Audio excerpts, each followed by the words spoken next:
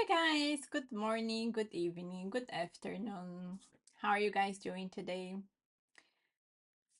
It was not very easy to find a good and safe setup for me to do this morning, but I did find one that looks pretty good, and this is Aussie Swiss. Let me show you why I like Aussie Swiss. Aussie Swiss, it's a pair that I've been watching for quite some time, and the story here comes from the 4 hours. From the 4 hours, we have a refresh or a pullback. Once we had these buyers here coming like that, and the buyers did try from there, they failed, and we got a breach here to the downside. The breach here was quite strong, and if it was strong like that, I have to wait for the buyers, for the sellers to get their pullback to try again. Okay, the buyers came very strong like that as well. Once price got to this area, the sellers tried, and take a look also the volume. We have volume coming from the buyers. And once the sellers got their opportunity to try, the volume was low, low, low. And then here it increased a little bit. This was here. I believe this was news that we had during the New York session and caused this spike with a lot of volume. Okay, and then we have again strong volume coming from the sellers. So it's like, I thought the sellers were dead around there. They didn't look like they were really trying. The news came, strong sellers reaction. Okay, stand by. After this strong sellers here came, no lower low, and buyers completely reversed this volume that we got here. Okay, we got some volume there coming from those sellers. It got reversed by the buyers. That's a good sign.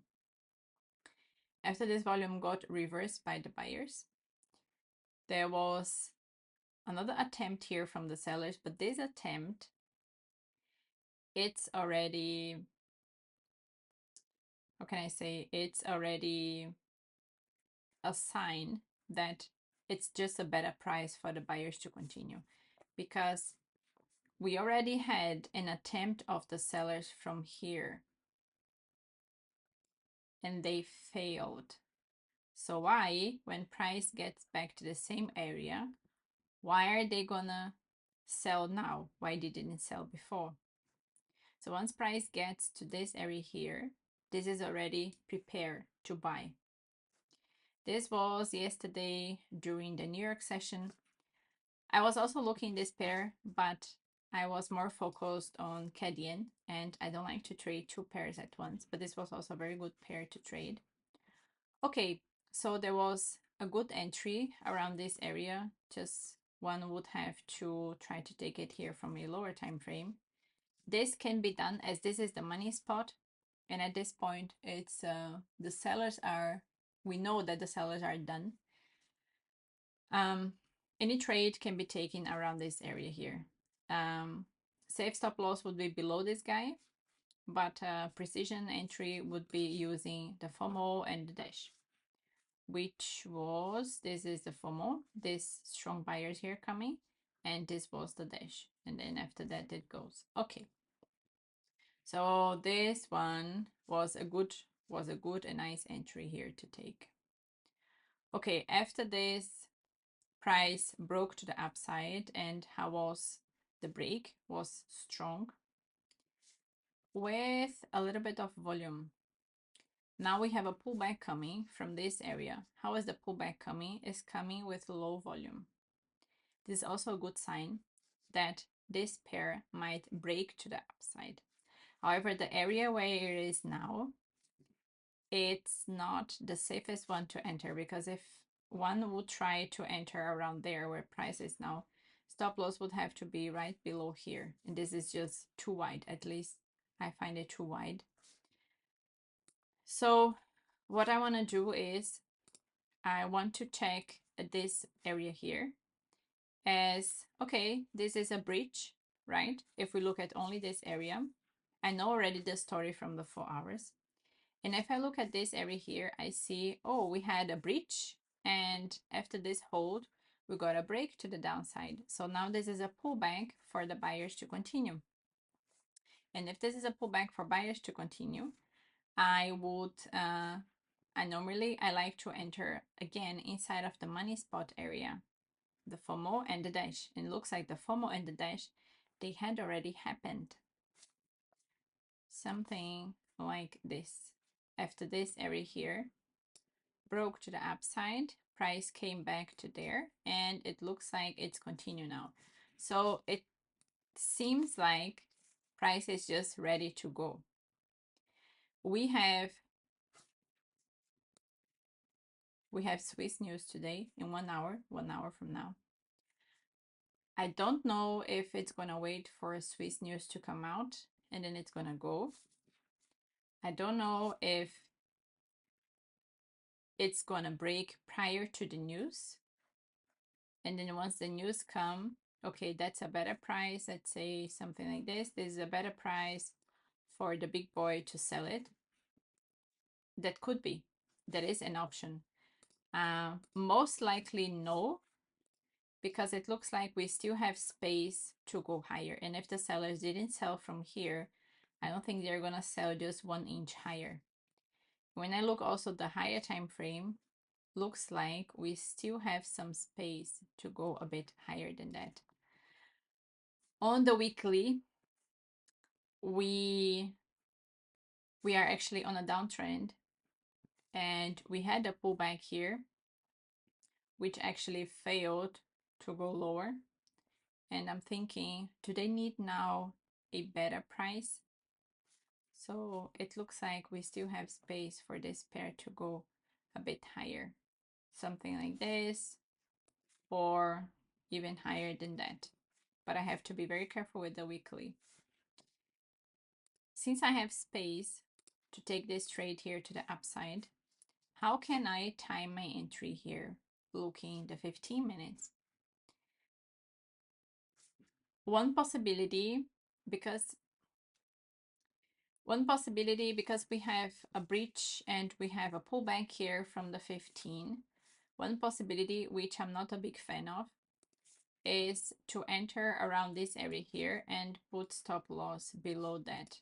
That's possible because we have a story here and we have these buyers here to protect us. Not my favorite entry, so I don't think I'm gonna just enter like that.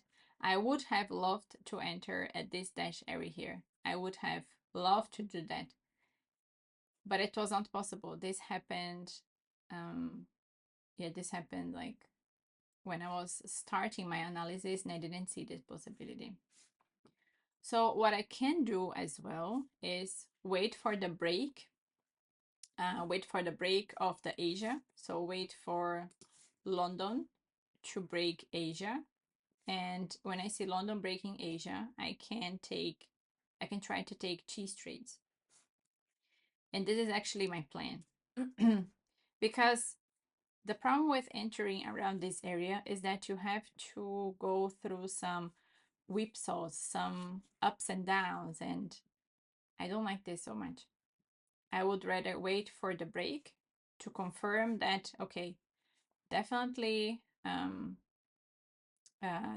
price is making higher highs, and then after that to take a cheese trade opportunity. Yep, I hope that was clear, and let me show you also what the other Swiss pairs are doing. The other Swiss pairs, they're also actually looking, some of them, not all of them, they're also looking interesting, such as Pound Swiss. Pound Swiss, it's also looking like we got a pullback here from the 4 hours, and after this pullback, the sellers, we got a volume here coming from the buyers. That's a very good sign. And then once these buyers here came, let me open up so we can look a little bit more details. After these buyers here came so strong, price was holding and holding and holding around an area where sellers would try. But look at that. No volume. That's very good. We have a reaction from the buyers with volume, and we have a hold with low volume. That's a very good sign. That means that the sellers, those sellers, they're not selling from there. And after that, I can see also from here that we had also a FOMO, we had a dash, and prices continue to go higher. So looks like this one might be also on. And it looks like we might also get a breach here of the London session, of the Asia session, sorry, during the London session. And we have also Swiss news coming up. So that's what I'm gonna be waiting for. I'm gonna wait for the breach. And once the breach happens, I'm going to look for a cheese trade. Yeah, I hope that was clear. Let me see if there is something else that I can share with you guys here about the Swiss pairs.